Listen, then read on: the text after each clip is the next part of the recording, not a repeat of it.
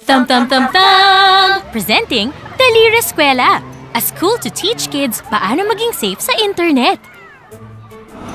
Hello mga bata! Hello mga daliri ng mga bata! Ako si Tom, and today ang lesson natin ay cyberbullying. Who likes being on Facebook? Like nyo ba ang Facebook? Ano mga nilalike nyo sa Facebook?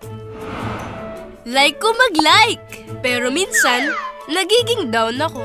Dahil sumusobra ang panunukso, nagiging bullying na. Ano ba ang difference ng tuksuhan sa bullying? Pag between friends, pwede tuksuhan lang. Pero pag sumobra na, pag nakakasakit na ng damdamin, ang tawag dito ay cyberbullying. Nagkakatuwaan lang, Tom. Siya kasi ang nagsimula. Siya talaga ang cyberbully. Huwag na magturuan! Next time na nasa Facebook o nasa internet, bago mag-type, isipin kung nakakasakit o may mapapahiya sa sasabihin. Chismis! Sensitive o pribadong impormasyon tungkol sa iba o ikaw ay nagpapanggap para mapasama ang taong ginagaya at sadyang may hindi isama sa grupo. Thumbs down! Basta nakakasakit ng damdamin, cyberbullying ito. Cyberbully kayo! Ipopost ko nga yun! Huwag ganyan, Tom. Pag ginawa mo yan, bully ka rin. So anong dapat kong gawin? To stop bullying, remember, stop B. S. Screenshot the message para may proof pag sinumbong sa teachers or magulang. T. Tumigil mag-reply sa pangbubully. O. Open up. Mag-open up o kausapin ng mga magulang o sino mang nakakatanda na pinagkakatiwalaan mo. P. Private. Ilagay sa private ang settings ng Facebook para hindi lahat makakakita. B. Block the bully online. Oh, mga bata!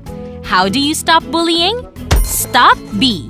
Mga bata, laging maging handa laban sa cyberbullying. Pwede itong mangyari sa emails or instant messages, text messages, web pages or blogs, chat rooms, Facebook, Twitter, at mga social media sites. Agree! Naintindihan niyo ba, mga bata? Pwedeng magtawanan. Huwag lang magsakitan ng damdamin. Like ko na ulit kayo! Like ko na ulit mag-internet at ang cyberbullying? Thumbs down!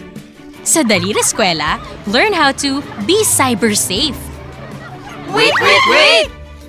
Ngayon, bago tayo umalis at mag-internet, mayroon tayong munting pagsusulit on how to be cyber safe.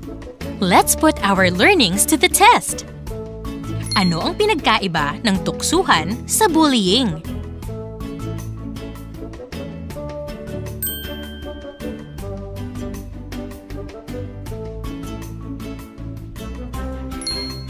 Pag binubuli, ano ang kailangan gawin?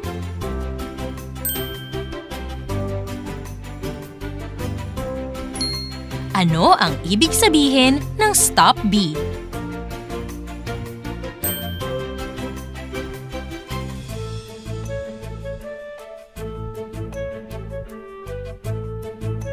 Sa Facebook lang ba pwede mabully?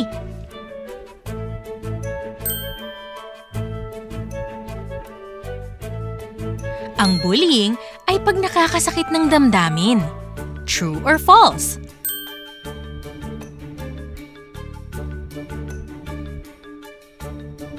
High five sa mga nakakuha ng tamang sagot! Remember kids, kahit gusto nyo lang mag-joke, ang cyberbullying ay nakakasakit. Turuan ng mga daliri na huwag kung ano-ano ang tinatype. Bye!